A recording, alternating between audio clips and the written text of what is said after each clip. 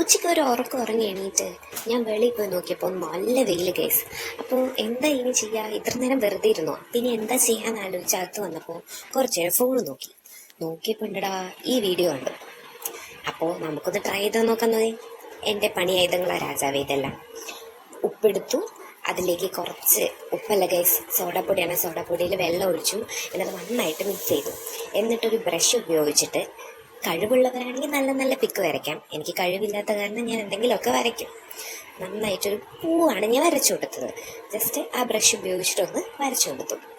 അപ്പോൾ അത് കഴിഞ്ഞിട്ട് ആ പാത്രത്തിൽ തന്നെ കുറച്ച് മഞ്ഞൾപ്പൊടി, പിന്നെ നമ്മൾ മുന്നേക്ക് യൂസ് ചെയ്തുകൊണ്ടിരുന്ന സാധനം സാനിറ്റൈസർ, അതും എടുത്ത് കുറച്ചൊന്ന് ഒഴിച്ച് ഒന്ന് നന്നായിട്ട് മിക്സ് ചെയ്തു. ആദ്യം ഇങ്ങനെ കട്ടായിട്ടേ നോക്കും. നന്നായിട്ട് മിക്സ് ചെയ്തിട്ട് ആ നമ്മൾ മുന്നേ ഉപയോഗിച്ച ബ്രഷ് ഉപയോഗിച്ചിട്ട് തന്നെ ഞാൻ ഇപ്പം നമ്മൾ വരച്ചില്ലയോ ആ പൂവ്, അതിൻ്റെ മുകളിലേക്ക് വരച്ചു കൊടുക്കണം. ടൈം കണ്ടോ ഗൈസ്, ഞാനിത് സക്സസ് ആകുമെന്ന് വിചാരിച്ചതാണ്. Because I know the science behind this. So നോക്കൂ ഗൈസ്, നല്ല ഭംഗിയില്ലേ? ഇപ്പോൾ എനിക്ക് കഴിവില്ലാത്ത കാരണം ഞാൻ ഇങ്ങനെയാണ് വരച്ചത്. നിങ്ങൾക്ക് കഴിവുള്ളവരാണെങ്കിൽ നല്ലത് വരച്ച് ട്രൈ ചെയ്ത് നോക്കാം. കുട്ടികൾക്കൊക്കെ വേണമെങ്കിൽ കാണിച്ചു കൊടുക്കാം.